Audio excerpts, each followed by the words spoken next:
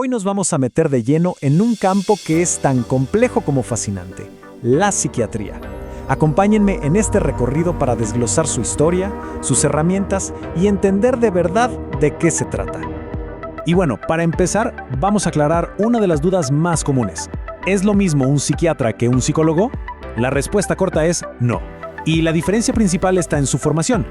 El psiquiatra es, antes que nada, un médico. Por eso puede recetar medicamentos, porque su enfoque se basa mucho en la parte biológica, en la química del cerebro.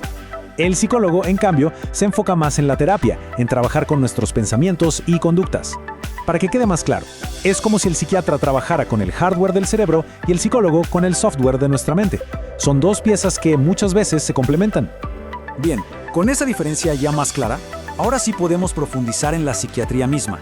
Y para entender qué es, a veces el mejor lugar para empezar es el más simple, el origen de su nombre. Es que el nombre ya nos cuenta casi toda la historia. Viene de dos palabras griegas. Psique, que significa alma o mente, e iatreia, que significa curación. Así de simple y así de profundo. Es la rama de la medicina que se dedica a curar la mente, a estudiarla, a prevenir y tratar los trastornos mentales. Pero claro, la psiquiatría no apareció de la nada, ya formada y lista. Su historia es una de evolución, de cambios. ¿Y qué cambios? La verdad es que la mejor forma de entenderla es a través de 4 grandes revoluciones que la transformaron por completo. Y aquí está, este es el mapa de ese viaje. Cada una de estas fechas marcó un antes y un después. Pasamos de los asilos y las cadenas a la liberación de los pacientes, luego a la observación científica y finalmente a la era de los medicamentos. Es un recorrido que nos muestra cómo cambió radicalmente nuestra forma de ver la mente humana. La primera revolución tuvo que empezar por confrontar una realidad terrible. Imagínense la escena. Las personas con padecimientos mentales no eran vistas como enfermas, sino casi como criminales.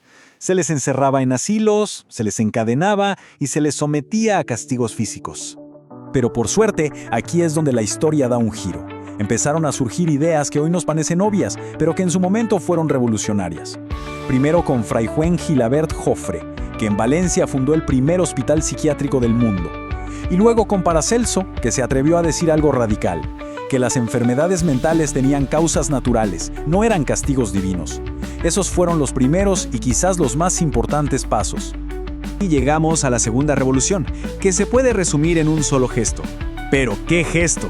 El de Philippe Pinel en 1795, que literalmente liberó a los enfermos de sus cadenas.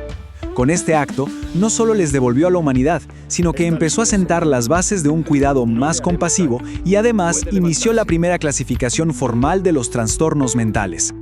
Pasamos a la tercera revolución, y aquí es donde la psiquiatría, digamos, se pone seria y se convierte en una ciencia como la conocemos hoy. El gran protagonista fue Emil Kraepelin.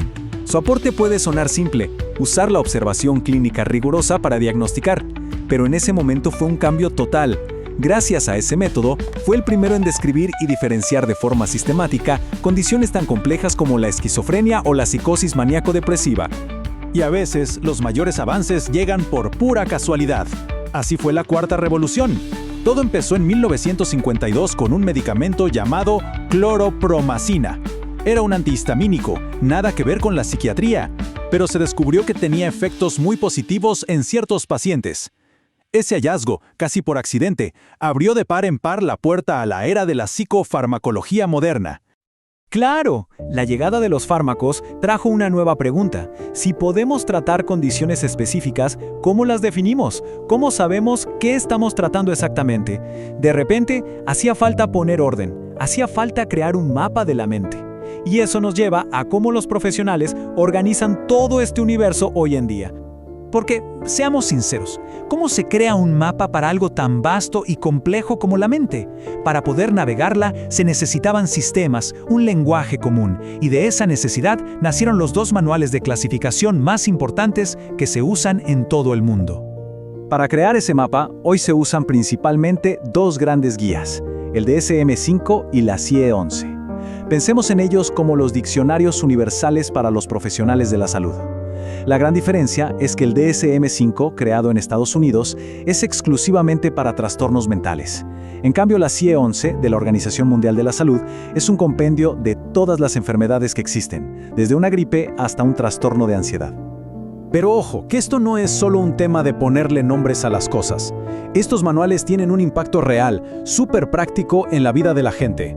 Tener un diagnóstico claro ayuda a que los doctores se comuniquen mejor, a que los pacientes entiendan qué les pasa, a predecir cómo puede evolucionar una condición y, lo más importante de todo, a planificar un tratamiento que de verdad funcione.